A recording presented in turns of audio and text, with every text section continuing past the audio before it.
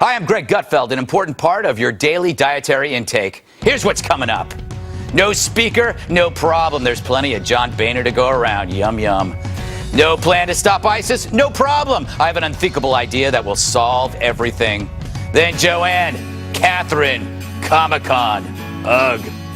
Let's get started. I have a roast in the oven. That's deeply unpopular, and people think it's hideous. He can be a bit of a knucklehead. What I don't like is how he makes blanket statements for all of us. There's something furtive and weird about him. He's one of the creepiest people I've ever met.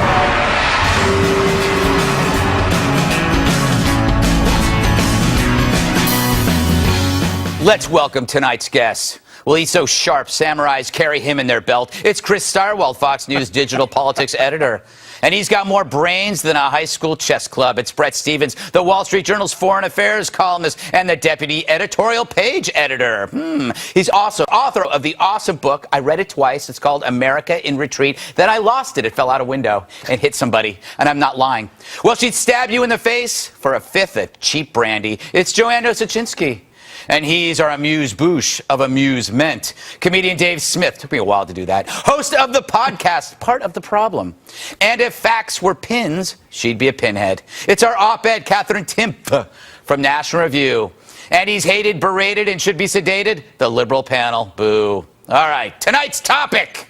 Chaos, mayhem, panic. Oh, settle down. Everything's gonna be fine. 2 weeks after announcing his resignation from Congress, House Speaker and weeping Cheeto, John Boehner says he'll hang around until Republicans can find a successor for him. That's because on Thursday, an actual day of the week, Katherine, the guy who had the most votes, House Majority Leader and hair care specialist Kevin McCarthy, bailed. I hope he doesn't want to make voting for Speaker a tough one. I don't want making voting for Speaker a tough one. I don't want to go to the floor and win with 220 votes.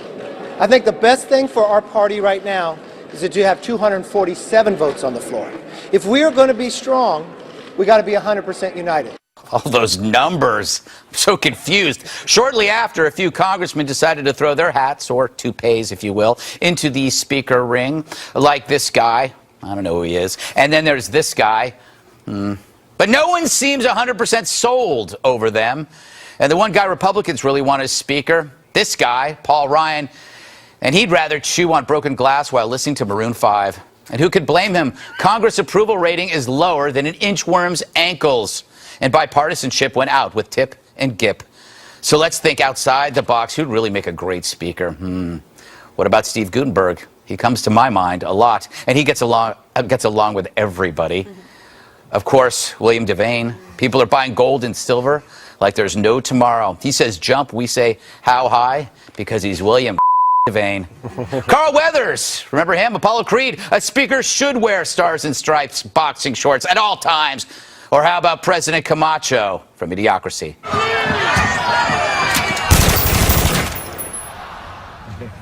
That's what I thought. That's what Congress needs. He gets my vote. And if you really want an awesome speaker, well, there's really nothing better than Blaupunkt. I have them in every room. Sometimes in crawl spaces as well to drown out the screams. Chris, how are you? I don't know if I'm ready for this. I don't know that I'm emotionally prepared for this discussion now. That makes it even better because I want you to crumble before my tough questioning. Chris, is all this chaos, it seems like at least here where I work, everybody's running around like this is a huge, huge deal. I don't understand it. Is this a bad thing, all this chaos in the House and wherever? Well, look, there is nothing that the Washington press corps likes to do more than wet its collective trousers. It is their favorite because it makes us feel so important. Yeah. Look at how important we are. Look at what's going on. Well, will it be this guy? Will it be Great Aunt Rhody? Who knows? It could be anybody. It could be a non-member of the House. So all of that contributes to the sense, the reasonable sense in the body politic that something wrong is happening. I think it was Karen Tumulty at the Washington Post who wrote that this was a party that was on the brink of ceasing to be able to function at all as a national entity. And you say, well, now calm down. Because the reality is, this is what the House of Representatives was designed to do. It is designed to be as close to the people as possible. It is the cushion, it is the bumper on the federal system that allows the will of the people to work its way out. How do the people feel about the entrenched, entitled elite, those who are in power? They hate them. They hate them Trump style. They hate them Carson style, Fiorina style. So that's what the Republican Party feels like. So they say, we don't want that. So that's normal. That's healthy. This is how it's supposed to work. I would say it's not just a cushion. It's a whoopee cushion. See what I did there, Brett? Terrible joke. That was, yeah. Yeah, thank you. Brett, do Democrats ever do this ever? It always seems to me because bureaucracy is their expertise, that they know how to work together. There's no resistance to their expansion of power. But it seems like the Republicans are always tearing themselves apart. Right, because Democrats are the party of smart people with stupid ideas, and Republicans are the party of stupid people with smart ideas. So there you go, and that's what they're doing. I mean, I agree with what Chris said up to a point, but these parties are not supposed to have a nervous breakdown in full public view. Look, the truth is, the person the Republicans most want as Speaker of the House is Nancy Pelosi. And they should get her. And the Freedom Caucus should just own up to the fact that they want to be a permanent minority so that they can complain constantly about those evil Democrats, but they don't want the responsibility of having to govern and having to compromise within their own caucus. You know, in a way, it's like the people that you're talking about in the Republican Party, they're like a virgin who keeps fantasizing about a threesome, and when the opportunity arises, they run away because they don't want the responsibility of satisfying that number of people. So it's always better to sit on the fence as I mix my metaphors and gross out Katherine. Don't worry. It's true. It was a good metaphor. I believe it was. Dave, thoughts on this? Still in that metaphor. Yes, yes. It was meant to be disturbing. Every virgin's dream is a weird threesome. I don't think so. Well, it was for me up until 3 years ago. All right, well. There's something going on here that is very interesting. I don't know what the bigger, who was it, I think, was it Rubio when he announced that the speaker, that Boehner was stepping down and the crowd went nuts? I was like, when I was a kid, Republicans didn't hate the Republican establishment like this. People weren't like booing Bob Dole when he went out. You know what I mean? Like there is real anger now in like the Tea Party base or whatever you want to call it, that, like you said, it might be somewhat misdirected, but I think that's the reason they don't want to be in there, because they have to deal with this. As soon as you take over, everyone hates you. But the problem is that no one's selling the job, Joanne. They keep saying it's a thankless job. That's what the money and the prestige is for. You know what? A thankless job is like, driver's ed instructor. Yeah, I mean, you get all this press. Yes. Who doesn't want to get their picture taken and have all these speeches and we can talk about them on this show? I want the chaos to continue because I love seeing the Dems troll all these Republican candidates. We had the Craigslist ad that came out. We need someone who's a good babysitter to be Speaker of the House. Everyone's now suddenly a comedian on Twitter as we go through all of this. But I do think that the Dems are noticing, like you said, that there is a vulnerability in the party right now. And I do think it's important to get someone who will unify the party. Nobody's going to want the job after what they did to Boehner. Not a fan, but they were so mean. They really were. You're orange. You cry a lot. Hey, that was my joke. He's a Scorpio. Did you know that? I had no idea. That's why it's Mercury retrograde. He's a Scorpio. Of course he's crying a lot. We are emotional. Yeah. Oh, so you're a Scorpio as well? Yes, I am. My birthday's on October 29th, and I'm very excited. I'm always surprised when I hear women talk about astrology. It's such a guy thing. It's really a guy thing. Hey, liberal panel. Males. Yes. My guess is if you had a choice for Speaker of the House, it would be Chairman Mao. Am I correct? A great candidate would be a wonderful American by the name of Barack Hussein Obama. Yes. I think he'd be great also as the Senate Majority Leader, but that's just me. It is just you. And it will only be you. I'm sorry. What was that? I was just saying it'll only be you. But you raise an interesting point, and I've got to move on because you're boring the hell out of me. Anybody can be Speaker. I didn't know that. Like, you don't have to be in the House or the Senate. You can choose anybody. That's why anyone can be president. That's not true. I asked Frankie Muniz on Twitter if he was running for Speaker, and he said yes. Who? Frankie Muniz, Malcolm in the Middle. Nobody could be mean to Malcolm. I think he's the one exception. Great. So now he's going to stalk you even more. Yeah. All right. Democratic candidates are getting ready for their first debate this week, and there won't just be podiums, but they'll be pop stars in the form of Sheryl Crow. I guess Tracy Chapman had other plans. I don't know. Chris, okay. Stirewalt, live music. Yes. They didn't do this at the Republican debate. Are you teasing? Is Sheryl Crow actually performing at the Democratic debate? I hope so, because Yes, if not, I'm going to look really she's stupid. She's singing the national anthem. Oh, well, that's good. That's a good thing. Loves America. Yeah, she loves America. Well, I'll leave it there. Oh, yeah, good. But I do think they need more. I think they need jugglers, close-up magic, and face painting for children. It's going to be pretty heinous, and the reason it's going to be so heinous is that it's not going to be a debate. It's going to be a Hillary Clinton laying out a number of liberal positions.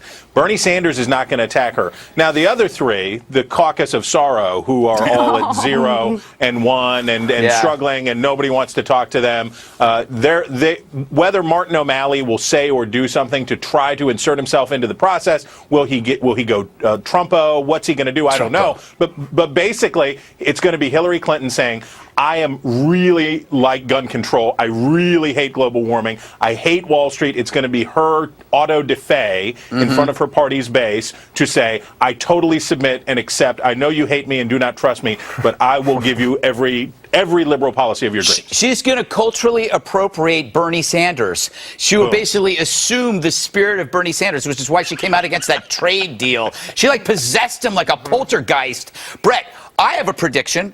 I'll make a prediction, and then you can come back with a prediction. I predict that Jim Webb is going to be the sleeper. He's going to come out of nowhere and nail Hillary for not being competent in the area of national security, and he will rise up. Is that a good prediction? But Jim Webb was Ronald Reagan's Secretary of the Navy. I mean, he's yes. He found himself on the wrong ship somehow. I disagree with what Chris said. I think this is going to be a real debate, but it's going to take place at a subliminal level. And this is the question before the Democratic Party. Do you want hopeless naivete, which you believe in, which is Bernie Sanders, or do you want rank cynicism, which is Hillary Clinton? And I think that's really what tugs away at the two sides of the party. They went with hopeless naivete back in 2008. Have they been chastened, or do they feel they didn't quite get enough of it and they want that much more? They want the next iteration of Obama, the sincere progressive, or do they want someone like Hillary Clinton where it's like, I know she's lying, I know she lies to everyone, but I'm smart enough as an intelligent Democratic voter to see that she's lying, and I know that she's lying because you have to tell the stupid people who are the rest of America what they want to hear, but eventually she's going to come around to doing whatever is cynically in her best interest. You know what I love about that? That's such a great point, and I love it because the Clintons, they pretended to be against gay marriage because they didn't want to piss off the religious voters, and then they come out for gay marriage. But then you kind of figured out she was against gay marriage because you could tell by the emails she wasn't pleased by the end of certain specific pronouns and things like that. I don't know if I'm making sense, Dave. Well, no, you only became a bigot when 51% of the population supported gay marriage. Yes. It was 49%, then it was just a normal. I think Obama said it was his deep-seated belief in Jesus in 2008, which is why he was against gay marriage. But, deep-seated beliefs in Jesus come and go. Yeah, it's true. So. Then he met a guy named Jesus downtown and changed his mind completely. I met this gay guy named Jesus. I now have a deep-seated belief in him. Oh, yes. So. All right. There are 3 words in that sentence that I'm avoiding. Catherine? Thoughts, facts, opinions. Nobody's going to watch. Nobody's going to watch this debate. Really? It's going to be boring. It's going to be Hillary. I mean, I'm going to watch. I disagree. But there's no. If Biden was going to be in it, that'd be one thing. Yes. We see from everyone watching Trump, crazy uncles are in right now. Crazy uncles are in. Biden, what's he say gonna what you say? feel. What's he going to do? They feel what you mean. Yeah, Hillary's going to have that pasted smile, weird, that doesn't make sense while she's talking. She nods. My relatable face. This is my relatable face that I practice in the mirror. And then when people start to get a little confrontational, she's gonna. I think we might see a whole new side to her liberal panel. Will she be as stiff as you? I can't wait to see her. I can't wait to vote for her. I just wish Donald Trump would show up because he was basically a Democrat last year. That was a. Yes. Yes. You got us there, liberal panel. Yeah, that's it for you. Thanks, Chris Stirewalt. That was mediocre. Up next, I propose an idea so utterly insane, it's unthinkable. It's almost as bad as getting a man bun, but not quite. But first, let's check in with our studio audience. Thank you for being here, everybody. Quick show of hands. How many of you wish that I was your dad? Oh.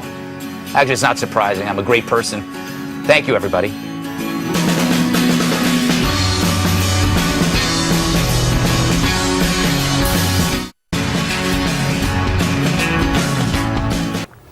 So while Russian bad guys are trying to sell nukes, Russia is flying raids into Syria, bombing who knows what. Meanwhile, ISIS has more Toyota trucks than they know what to do with, and they're urging members to pump out kids so they can thrive for decades. We have no idea where this is heading, simply because we have no idea where we're coming from. The world's crumbling as we stepped out for a smoke. We, as a country, have become a mirror of our president, a 4 million square mile shrug. Not only are we telegraphing our weakness, we've accepted it. Is it time for...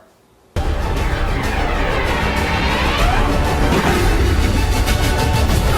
unthinkable. Enough with Adam Levine. I know. Without leaders, we are no longer a country willing to fight. So this week's thought experiment, don't. Instead, recognize ISIS as the Islamic State. I mean, why put it off? Tell them you're in. Let's walk on over with a crock pot full of chili and a cheese log from Hickory Farms. I love Hickory Farms. And say, hey, welcome to the neighborhood. What are the consequences? My guess is many, many more people will continue to die in awful ways. But at least we are honest with ourselves. Yes, ISIS is grotesque, but that's not our wheelhouse anymore, fighting the grotesque. We just vote present. So instead, recognize them, then let them go on for a few years until they grow into something that we can actually nuke. By then, see, we'll have a real president, because right now we got nothing and the world knows it. Period.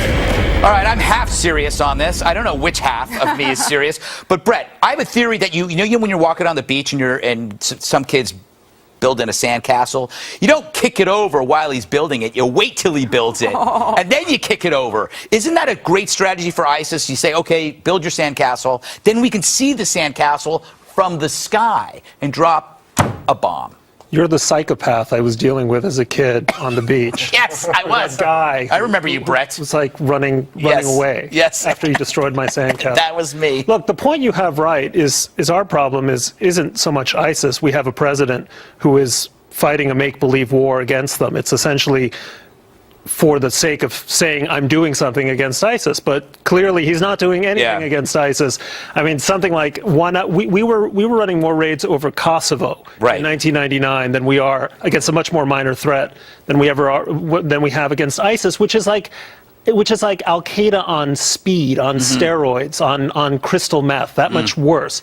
And this is the president who told us when he came into office, I'm going to get away from the bad war in Iraq and I'm going to destroy Al Qaeda. And now he's kind of saying like, well, actually, that's not what I meant at all. And I'm thinking of a strategy and I'm going to have a third round of golf. I'm actually really impressed with your knowledge of interesting drugs. Now I get a window into what Bret Stephens does on the weekend, Dave, and sounds kind of fun. You are a libertarian, and this is an area where I never really know what a libertarian thinks because they refuse to connect the dots.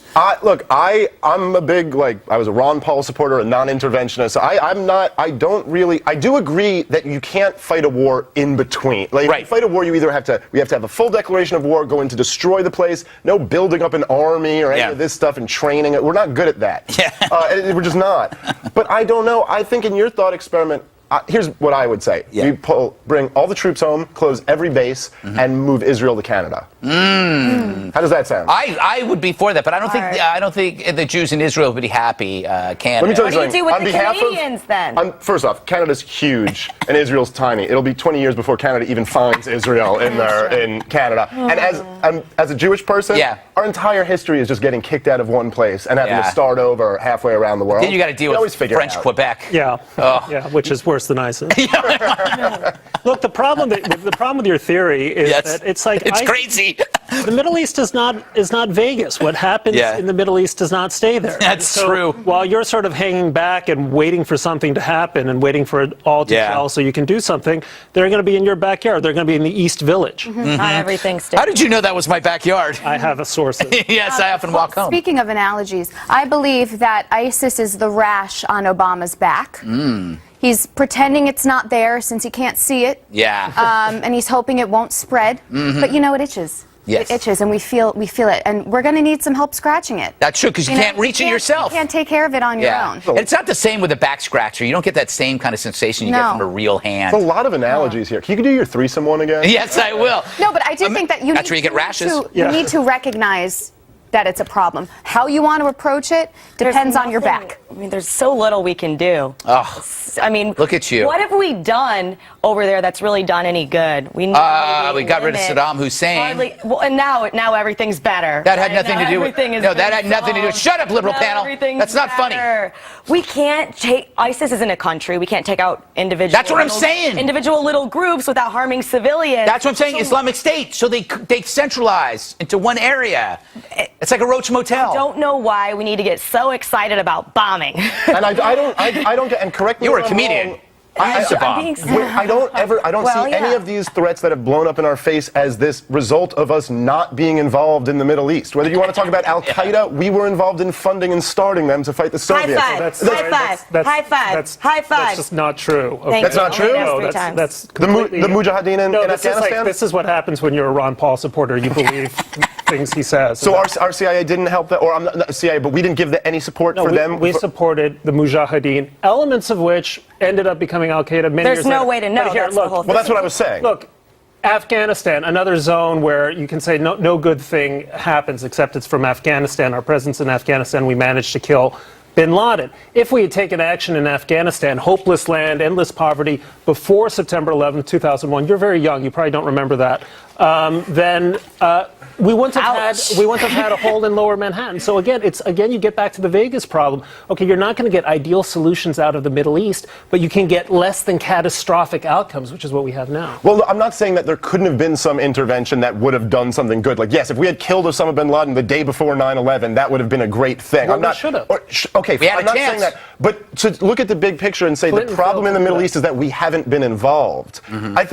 I mean, haven't we been very involved for my entire life? Well, the problem we've had is that as the Middle East has gone down the toilet in the last 7 years, we've had a president whose abiding philosophy, shared by Ron Paul, is that we shouldn't be blame involved. Obama. I don't think President Drone Bomber is really living out Ron Paul's philosophy. All right, he's Obama. He's Ron Paul light. Not even close. All right, well, we have to wrap this up because this is starting to sound like an intelligent show. And I'm here to stop that, but I want to ask the liberal panel, you must be really happy with Obama's work with ISIS. Look, the Middle East is a preview of the post-apocalypse, so I just recommend we all make love, Greg. You know what? Kinky, polyamorous love. Yes. Hot, sticky. Shut him up. Okay, up next. Video of a college student's drunken tantrum gets passed around the internet. That never happens. And later, Joanne and Katherine, you remember them, visit New York Comic Con. Sadly, they came back.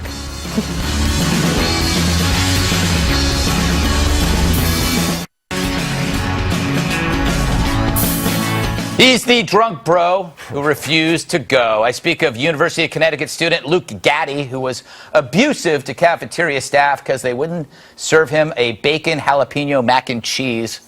Well, can you blame him? That sounds pretty awesome. He's our Tool of the Week. Nice work. When the cafeteria manager confronted the 19-year-old for showing up with an open bottle of booze, this happened. You're a fucking idiot. You want to get expelled? Yeah, I'm gonna get expelled. Just give me some fucking bacon, some jalapeno mac and cheese, brother. They're not gonna give me bacon mac and cheese. I just denied you, sir. You can't come in here with an open bottle of booze, dude. Think about it. Your job is a joke. What are you, the manager of a Union Street Market of the location, location supervisor of the don't touch it from that. Yeah, I got it. It's like, just give me my bacon, mac and cheese, and I'll leave. I don't see the issue. Oh my god! Let me get my shoes. What the f happened to my shoes? When you're filming this stuff, remember to do it this way. Okay.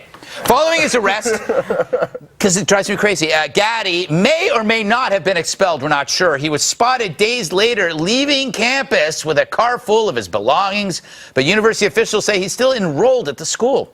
I hope he's okay, and by okay, I mean living in his car, selling plasma for drug money.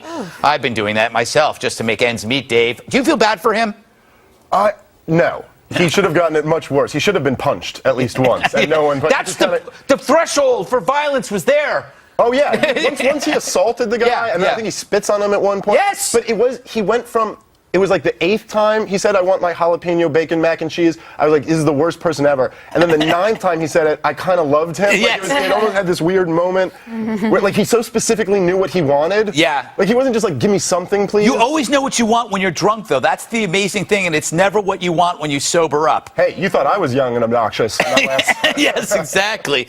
Brett, are you happy that our generation, and I mean people that were born before 1980, his generation, we didn't have cell phones. Yeah. We didn't have camera phones. Yeah. So we can laugh at this guy knowing that because none of our stupid behavior was ever filmed. Exactly. It can only be imagined in Animal House. Exactly. By the way, you're right. Yeah.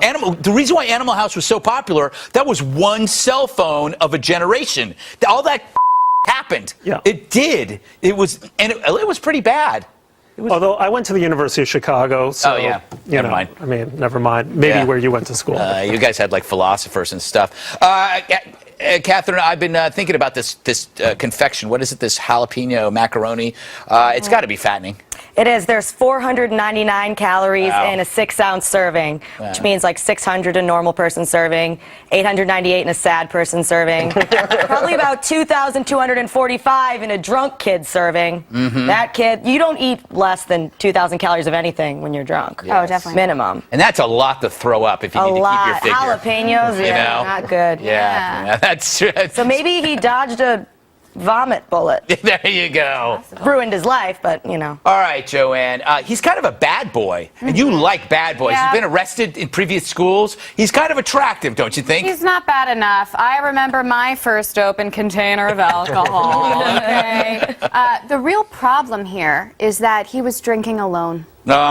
That's when you get into trouble. I didn't see any friend in the background trying to take him away, unless it was his friend filming, in which case I say, you're the best. Yeah, that's true, except he filmed it vertically, which bothers me.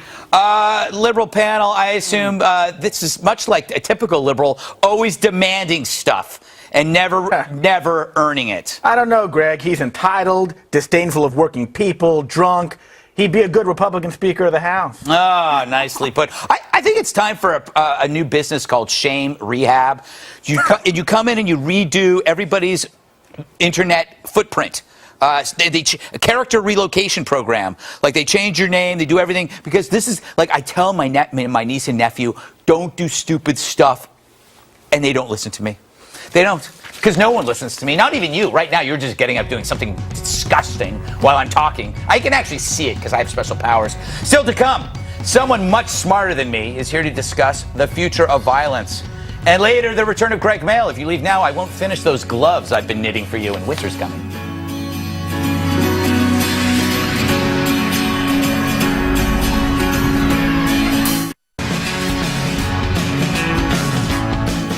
A couple of news items scared the poop out of me. First, the Associated Press report that there have been at least 4 attempts in 5 years where criminal networks within Moldova have tried to sell radioactive material to extremists. I know we're not tight with Putin anymore, but damn it, we better send roses daily to Moldova just to keep an eye on that situation. And then in Washington, someone flew a drone a little too close to the White House, again, which raises the question, what do we do if an ordinary wacko gets a hold of something potentially dangerous and turns it into a weapon of mass destruction? Joining me to discuss this and not make us feel better about any of it at all is Gabriella Blum, professor of international law and human rights at Harvard University. She's also the co-author of an amazing book, which I read and pretty much wrote all over it, The Future of Violence, Robots and Germs, Hackers and Drones, Confronting the New Age of Threat. And I said that this is a book that every presidential candidate needs to read, and I hope they have. By the way, I just want to ask, who do you think of the presidential candidates are best to fight this kind of terror, this new age of terror? Is there anybody that you trust more than others?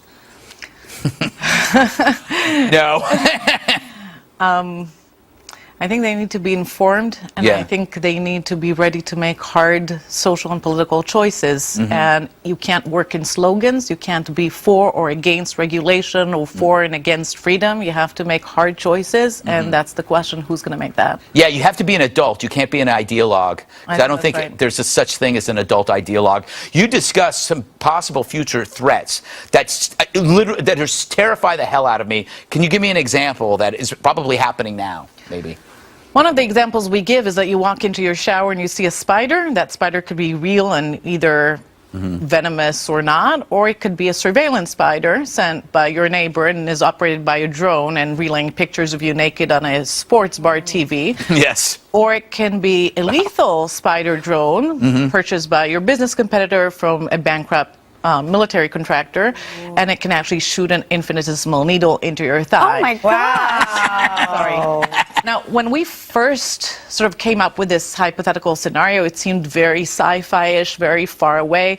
If you actually go online today, you see prototypes of micro robots or micro drones. Some are the size of a 2A battery. They're already come equipped with cameras, and they are marketed as spy drones. And then just making them lethal is the next step, and it doesn't seem so far away. It doesn't. And what's scary about this is we used to worry about nations and states, but really the problem is you call it many-to-many threats. Many-to-many threats. These are non-state actors who can actually go to Radio Shack, if that still exists, and create mayhem. Right, so it's not just non-state actors, it's really at the level of individuals. So when you think about cyber, you think about robotics, you think about bioengineering, what all of these technologies do is they empower us, and they empower us most of the time to do great things, but they also empower some of us to do very bad things. They devolve power from governments to individuals, and what's the other scary thing about them is that they allow you to operate from essentially anywhere around the world. Right. So to attack somebody through cyberspace, you don't need to be close, you can be anywhere around the world. And then the question is, what do you do about that? Yeah, and I mean, you talked about this another example in the book about just using a drone with anthrax. Remember about the scientist who mailed anthrax, but if he had used a drone, he could have killed 1,000 people, perhaps. Right. And if you just consider the few weeks ago, this incident where a drone landed inside a stadium during the U.S. Open match, if that drone was armed and was intended for malevolent purposes, it would have looked very different. Yeah. Well, imagine if it was armed with some exciting sport. Anyway, that was a jab at tennis. I apologize. You make a really good point in your book that security and liberty is not mutually exclusive. We always get the Ben Franklin quote, but it's always been misused. It's usually about taxes. How do you explain that to somebody who might think that, like, Snowden's a hero? He is. No, he's not. Gabby, ignore her.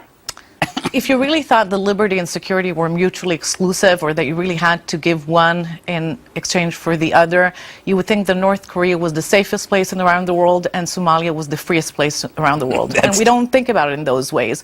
More often than not, we need both liberty and security that are mutually reinforcing. So think about airport security. You submit yourself to airport security, by the way, which is a form of surveillance. We don't call it that because we don't like the term surveillance, but it's a form of surveillance. Right. And you do it because you think it enhances both your security and your liberty to fly. You wouldn't fly if you weren't safe to do it. No libertarian is going to get on a plane without the TSA, except for maybe Penn Jillette. He would do it, but nobody else. The thing is, too, is, and I got to move, but we are okay with surveillance in the real world. And somehow when we think about the virtual world, we think it's something different. That's precisely right. So we think about cyberspace as this virtual world that allows us to be ourselves and maybe our secret selves, and that nobody has any business looking into. Yeah. But it's a world where our very real relationships, loves, business enterprises, transactions, professional development, everything happens there. And in that sense, it's not at all virtual. And just as you wouldn't want to live in any physical space that wasn't policed, I don't see why you would want to live in just a seemingly virtual place that isn't policed. Yeah. Well, I got to move on. I will say this: the solution so far I can find is for whoever's running for president to purchase this book, because it is. If There's you don't so many of them that the book will be a bestseller. Exactly. You've got 20 people that will buy this book. Before I go, Brett, you said you had a theory on why there are so many Toyota trucks owned by ISIS. Yes, because all the VW trucks had been recalled. Oh, nice. I thought you had a real theory. That was worth it, though. All right. Thank you, Gabby. And congratulations on a great book, and I hope it sells a ton. Thank you very much. All right. Up next, Joanne and Katherine's trip to Comic-Con. But first, a word from our sponsor. Tonight's show is sponsored by Total Relaxation. It's those activities that provide relief, diversion, or entertainment, and sometimes all three. Thanks, Total Relaxation.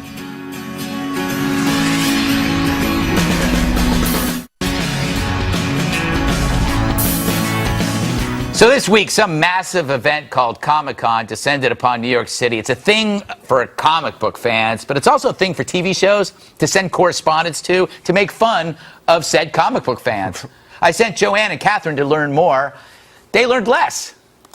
Thanks, Greg. We're here at Comic-Con to pitch two modern superheroes to Marvel. We need to do a little bit of workshopping before we do. You excited? Oh, so excited. Let's do it. You go that way. I'm this way. Awesome. I don't know if you can tell by my costume, but I am Captain Happy Hour. Okay. What would... Smell it on you. Thank you. So sweet. I'm Cat Lady. Do you like this? Would you break up with Catwoman for me? Sure. Sure. We just got married because one of my superpowers is I'm so needy that you can't get rid of me. I can turn any box into a box of wine. That sounds amazing. Aren't there big plastic things in there too that you can actually drink? Do you have one on you? Where's the plastic? No. That's the easy way out. I prefer the hard way. I just need a box and a bottle of wine. My kryptonite type thing is Ambien shopping. So how are you with Ambien shopping? I mean, we're one and the same girl. I have blurred vision, liquid courage, and an iron stomach. I can also turn a 6 into a 10 very easily. Would you date me? That is an interesting... You can lie to my face. Oh. Yes. Great. Who do you think's more powerful, Cat Lady or Catwoman? Cat Lady, because leggings. Leggings are always better. Also, I could defeat any male villain because the way that I repel men. How's that? With my personality. Can you give me some tips on being evil? Oh, yes. Just make it up as you go, have a little fun with it. Maybe a little squirt of acid, This is Comic-Con, so why did you not dress up? I felt like I wasn't, good enough to dress up. I'm a cat lady, so I have a very low self-esteem. Do you want to be my boyfriend? Are you kidding me? Okay, I'm here. There's a confrontation between Batman and Superman. How does that feel, that confrontation with Batman? Well, I've always felt that Batman was overrated. Wow. I'm afraid so. Oh my gosh, he speaks the truth. Oh my God, he's got the powers of a normal person. I mean, come on. What are some of your powers? Super strength. I can fly. Yeah. And that's just being a badass, I guess. Yeah. See, I can cry all day, every day, and never run out of tears. I'm costume designer from New York. This is a simple costume. Oh, you're a costume designer. Well, that definitely helps. I just drink. That's really my only hobby. That's also my superpower. I can drink about anything. Oh, thank you. So I'm here with a live raptor and a live raptor handler, Chris Pratt. How you doing? Hey, actually, my name is Brian. Chris Pratt, great to meet you. I got an idea. What about Jurassic Cat? Little cats? Be kind of cool, little cats? Tackle that. And then what we'll do is we'll put high heels on them, too. Oh, yeah, that's very sexist. So, what did we learn? We learned that maybe the comic world just isn't ready for two strong, modern, relatable female superheroes. You're lost, Marvel. Do you imagine running into those two at a bar? What does that mean? I don't know. I'm just You'd thinking have the most fun ever. it would be very sad and scary at the same time. Or no, it could be great. Who knows? All right, they're playing music, which means we don't have time for anything else, which is good because I think, That spoke for itself. It did. Yeah. Okay. Greg's Mail's up next. And we're just weeks away from How to Be Right. That's my new book. It's available October 27th. Reserve your copy now, and I'll be out on tour all over the place. Begins October 26th in Huntington, New York. 20 cities, 9 states. Here's a look at some of the places I'll be. Go to website ggutfeld.com for more information. Yay.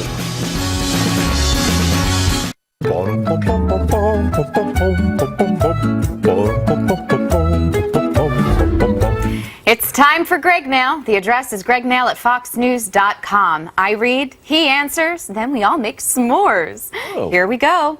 Matt in California leads things off. He says, love the show, but I do have one issue. I am surprised at the significant lack of unicorns or any unicorn-related contributions to the show, unless you consider Katherine as a unicorn personified. I mean, doesn't she slightly resemble a human version of a unicorn with hilarious gag-style glasses? Honestly, her analysis is one of my favorite parts of the show.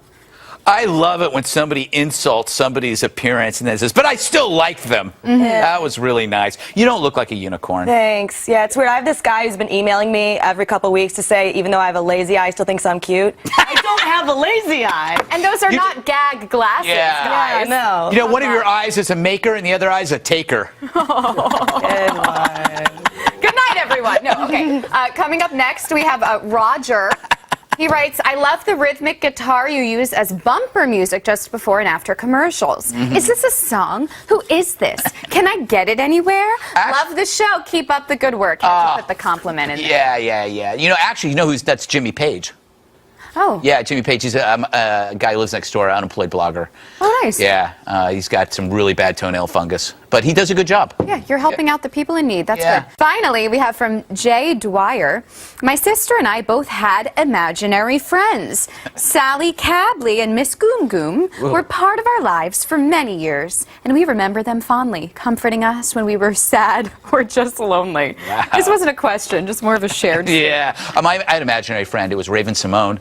But you know, the weird thing is that Sally and Miss Goom Goom were probably real, and the fact that she thought they were imaginary makes her crazy. Did you have you had imaginary friends because you didn't have any friends? I had a fake imaginary friend because I wanted to be cool like the kids who had imaginary friends. So you had an imaginary friend. That's really deep and sad, and I feel bad for you. As you should. Yes. Well, just think when you grow old, you'll also have imaginary friends, too. And that'll happen soon. Yeah, that's just my drunken episode. Time flies. Yeah. All right, we done here. Yes! That was a great show filled with stuff. Thanks to Bret Stephens, Dave Smith, Chris Stirewalt, Gabriella Blum, Joanne, Katherine, the liberal panel. I'm Greg Gutfeld, and I love you, America. Ferrara.